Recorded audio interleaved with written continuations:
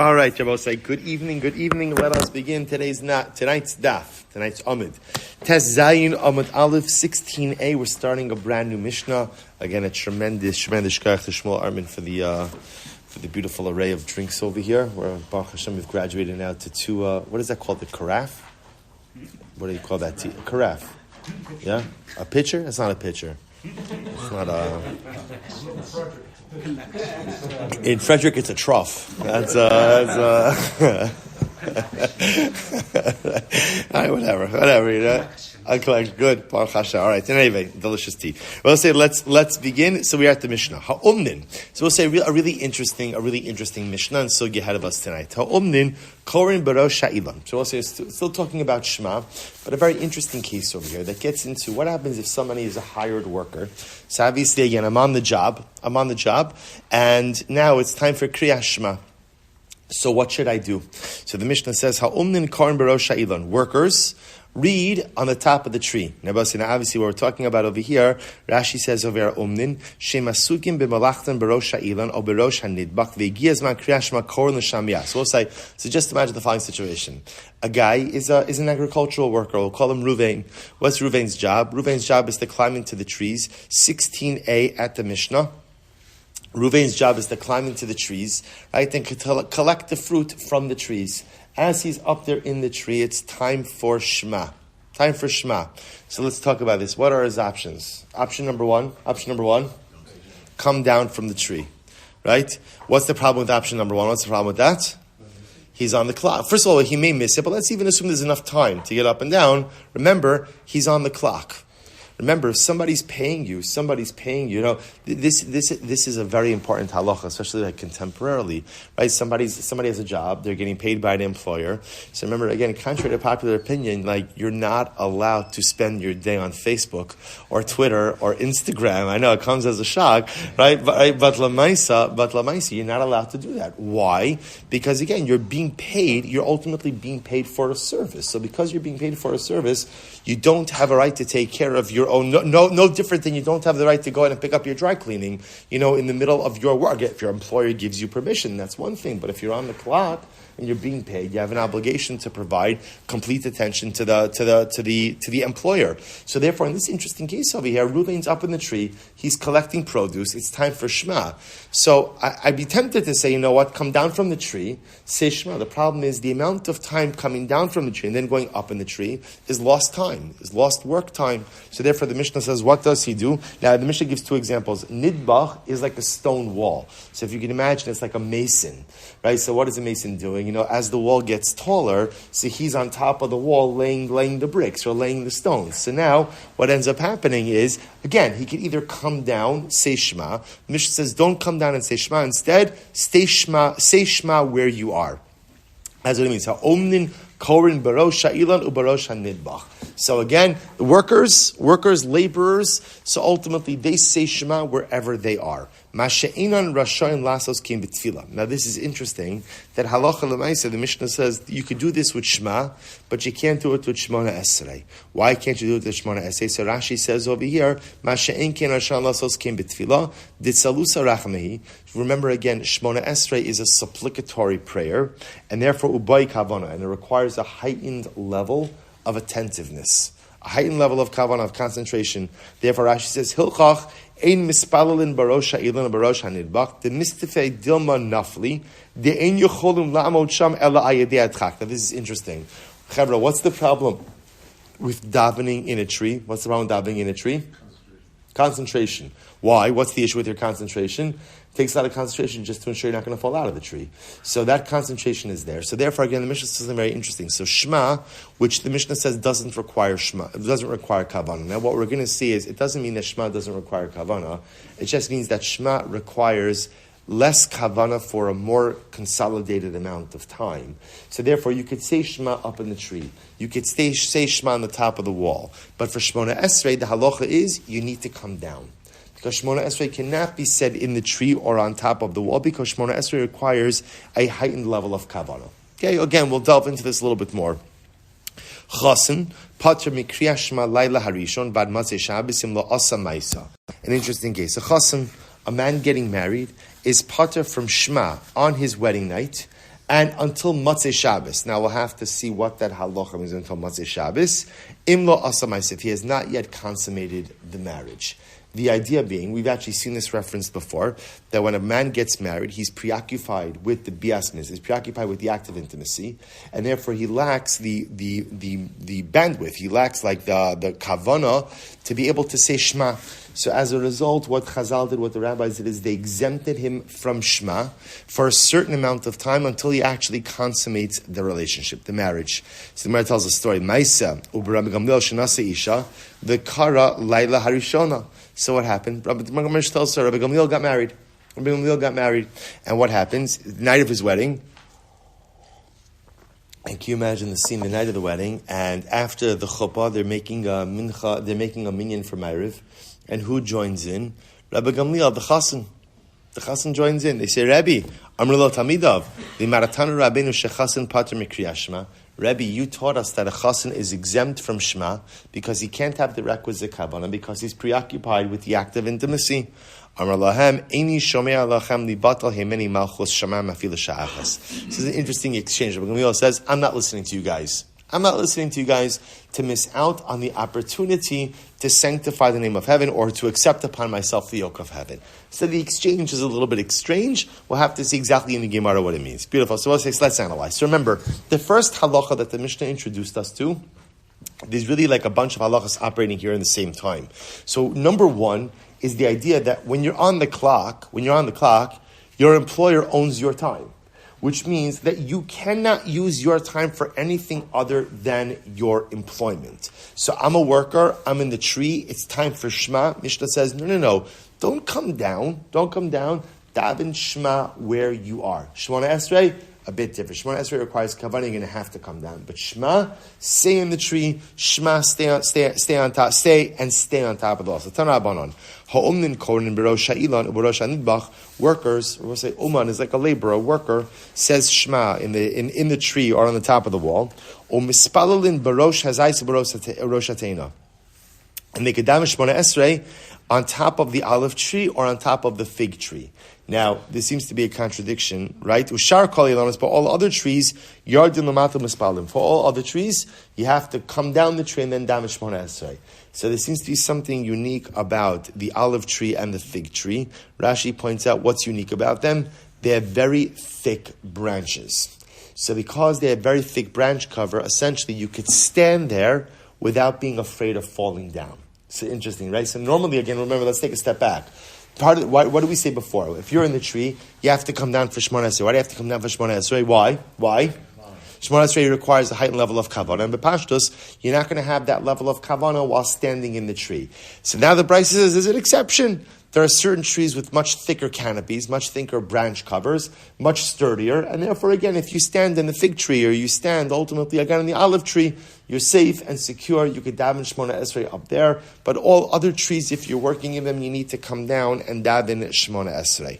Now listen to this. Ubalabayis. Benkach ubenkach yorid lamata mispala. Now, listen, I remember again, this halacha about people davening in the trees only applies to who? The workers. Because the workers are on the clock. But the balabais, the balabas. Who's the balabas? Right? Who's the balabas? He's the guy who owns the trees. So we'll say, what's the halacha if the guy who owns the trees is up in the trees working? What's the halacha? He's got to come down. Why? He's on his own clock. Which Shabbos says is a very profound yesod in general, right? That a lot of times in life we encounter this conflict, not conflict even, but tension between our parnasa, right, and our ruchnius. And sometimes there are certain things we have to give up, or sometimes certain things that kind of get pushed to the side because of our parnasa. But a person also has to be very honest with themselves about what are the things they can control, they can't control, right? So if I'm the balabas, I could control how early I set the meetings, right? So that I could stay in shul until the end of Shachris. Again, if I'm the balabas, sometimes I'm not the balabas, right? Sometimes I'm the uman, I'm the laborer, and I just have to show up when I have to show up. But again, it's important to understand that sometimes we kind of compromise on our spirituality for the sake of our livelihood, which sometimes we don't have a choice on, but other times to recognize I do have the choice. Sometimes I'm the balabas, I'm in charge, and I could decide how to structure things and have to make sure that my ruchnius never takes a hit because of my parnasa. Incredible. So the Gemara goes weiter. Now, in general, why do you have to come down from the tree? You have to come down from the tree to daven Shmona Esrei because, again, a person doesn't usually have good kavanah when davening inside of the tree. Okay. Rami le Rav Mari berei de Bashmuel l'Rava. So this is very interesting. So Rav Mari, the son of the daughter of Shmuel, said to Rava. Now, obviously, from the beginning, you recognize that this is strange. Why is this strange? Because generally, again, remember, people are identified by their father's name. Yet here you have, again, Rav Mari is known as the son of the daughter of Shmuel. What about his father? I'll show you an incredible Rashi. Look at Rashi. Bera dibas Shmuel, bekama makomos karli bar Rachel. In other places, he's just known as Rav Mari bar Rachel. Rav Mari, the son of Rachel. Why is he known by his mother's name and not his father's name? This is incredible Rashi. He says, Ubas Shmuel haisa, v'nishbis lebeina amin. Listen to this. Rav Mari's mother, who was the daughter of Shmuel. So Shmuel's daughter was taken captive. When she was taken captive, ultimately again, she became pregnant. She became pregnant in captivity by one of her captors, a man by the name of Isser. Interesting name, right? Right, Isser. That was the name Isser. Now watch this. The story gets more intriguing. Isser, now she becomes pregnant in captivity from a non-Jewish man. Now remember again, what's the relationship between the child of a Jewish mother and his non-Jewish biological father? No halachic relationship there. So that's why, again, interestingly enough, Rav Mari is known by his mother's name, not by his father's name. So he's known as either, Rav Mari bar Rachel, or ultimately, again, Rav Mari berad debas Shmuel, Rav Mari, the son of Shmuel's daughter. Now I will say an interesting plot twist, the captor Isser converts. He converts. So it turns out that Rav Mari's biological father was Jewish. But here's the interesting, chap in this, which is, because he wasn't Jewish at the time of Rav Mari's conception, therefore halachically, he doesn't have the status of his father. Right? So you hear this? So in essence, Rav Mari had, technically speaking, two Jewish parents. But only one of them was his halachic parent, which was his mother. His father, who originally was the Gentile who impregnated this captive Jewish girl, ultimately converts afterwards and is Jewish, but is not recognized as Rav Mari's halachic father. Just an interesting idea. Let's say, there's a tremendous Musar Haskell in this also. Sometimes, you don't choose the family that you're born into. Right? But at the end of the day, life is about what you choose to make of yourself. People, in general, Freud, Freud was all about this concept that our relationship with our parents is what primarily defines who and what we are. The truth is, even before Freud said it, the Arachaim HaKadosh said it, right? By Avram Avinu, Lech lecha me'artzecha, mimoladetcha, umibeis avicha. The Arachaim HaKadosh says, what do you mean, mibeis avicha, from your father's home? Chashra was saying, Avram Avinu, you can't go ahead and choose your family. Avram didn't have the easiest relationship with his father. Terach had Avram thrown into a fiery furnace. Sometimes fathers and sons don't get along so well. It happens, right? It happens. So, but you don't choose the family you're born into. Bless you. But sometimes you have to try to make the best version of yourself no matter who your parents are. So how incredible is it that you have an opinion in the Gemara over here, Rav Mari, the son of Rachel. That's how he's known. So first of all, again, his entire family story is broadcasted, which is fascinating by itself.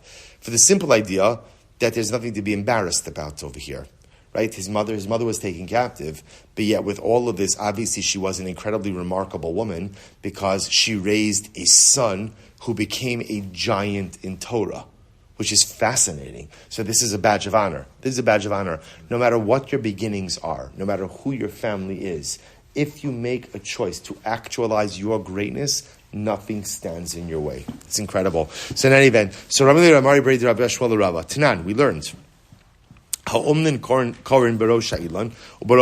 So we learned before that in Mishnah that workers, laborers could reach Shema on the top of the tree and on the top of the wall. Alma lo bai kavana. Now, here's what's interesting. From the fact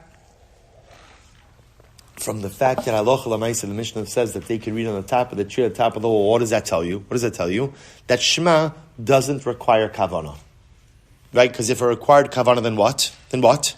They should have to come down. The fact that we let them go ahead and daven on the top of the tree, the top of the wall, indicates to us that Shema doesn't really require kavana. But yet, or minhu, yet the Gemara raises the kasha, hakore es shema tzar sheichavin es libo, yet again, it explicitly says when a person davens Shema, they have to concentrate. Shnei amar, Shema Yisrael, the pasuk says Shema Yisrael, ulahalanu omer, haskes u'Shema Yisrael, be attentive and hear, O Israel. Ma'lahalan bahaskes, just over there, the pasuk says, be attentive. Afkan, so too by Shema, you have to go ahead and be attentive. So both says you have a contradiction. So the Mishnah seems to indicate that you don't really have to have so much, or you don't have to have kavanah when you say Shema. That's why you could even say it in the tree, or you could even say it on top of the wall. Yet the Brisa says that you have to have kavanah when you say Shema. So which one is it? Does Shema require kavanah? Shema doesn't require kavanah. So Ishtek, he was silent. Amrle midi shmiya lechabaha. Tell me, do you have an answer to this? Amrle, yeah. Amrle hachi amar Rav Sheshes v'hu shebetelin mimalachton v'korin. Yeah, you know what the case will say is? You could stay in the tree. But what do you have to do? You have to stop working. So in other words, even when the worker is staying in the tree. So what we say to the worker is like this: you don't come down from the tree, right? Get a firm enough footing inside of the tree itself. But when you're in the tree, stop working. If you stop working, therefore what? You can be attentive to Shema. Shabbos say what comes out is you have to have kavanah when you say Shema. Now we'll discuss how much kavanah you have to have and for what parts of Shema you have to have kavanah. We've already kind of made reference to that, but the idea is over here, don't think that because the worker doesn't have to come down from the tree or come down from the wall that he doesn't have to have kavanah. That's not true. He has to have kavanah. But you're letting him stay in the tree. We're letting him stay in the tree because you don't want him to waste time on the job coming down and going back up. But when he stays in the tree, for those moments that he's saying Shema, he has to stop doing work, stop being distracted, and fully focus on the Shema at hand. Incredible. But we learned, Beis Hillel omrim oskin b'malachton v'korin. But Beis Hillel said, but 1 second, Beis Hillel says explicitly that if a worker is working and it's time to say Shema, he could continue his work and at the same time say Shema. So it sounds like you could say Shema even while doing something else, which makes it sound like that Shema doesn't require explicit kavanah. Lo kashya, ha beperek rishon, ha beperek sheni. And both say, here we go. So the Gemara says, you're right. Remember, Shema is comprised of 3 paragraphs. 3 paragraphs. Not all of those 3 paragraphs are treated the same. When do we say that ultimately, again, that you have to go ahead and have explicit kavanah for Shema? That's ultimately, again, for Shema and really via hafta. Shema and via hafta. Right? So again, but then for V'hayayim Shamoa or for Vayomer, that you have to pay attention, but you could even be doing other stuff along with Shema as well. So I'll say, so therefore, if we kind of pull this all together, what we have over here is as follows. Where we are right now is the Mishnah is telling me, I'm a laborer, right? I'm in the middle of my work, it's time for Shema.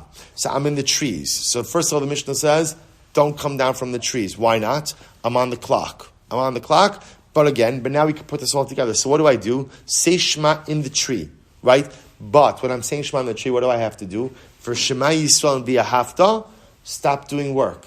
Focus yourself ultimately again on saying of the Shema. And then for Vayam Shema and Vayomer, then ultimately again you could continue to work and say Shema at the same time. Shmona Esrei is going to be different. What do I have to do by Shmona Esrei? What's the halacha?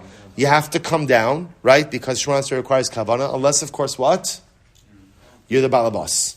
Right? Unless you're the balabas, unless you're the boss. If you're the boss, then ultimately, again, you come down regardless because, again, you are in charge of your own time. Right, we'll stop over here for tonight. Again, we're not finished with this sugya. There's still more to do with this. Very exciting stuff. And both sides, we see over here, I always think like that these Gemaras, we think that like multitasking is a new challenge, right? It's a new challenge. It's not, right? People are always distracted. So it used to be they were distracted, by dates, picking dates. So today I have Twitter, whatever. Every distraction is just the nature of the human condition. What you begin to see is really to have a meaningful spiritual experience. One is to be able to fully devote themselves to the spiritual matter at hand, at least for some amount of time. All right, so we'll stop over here for tonight. We'll say just remember again tomorrow night. Shiur is at 7:40 p.m., followed by Chassidus Amir Hashem. We'll say Shkoyach.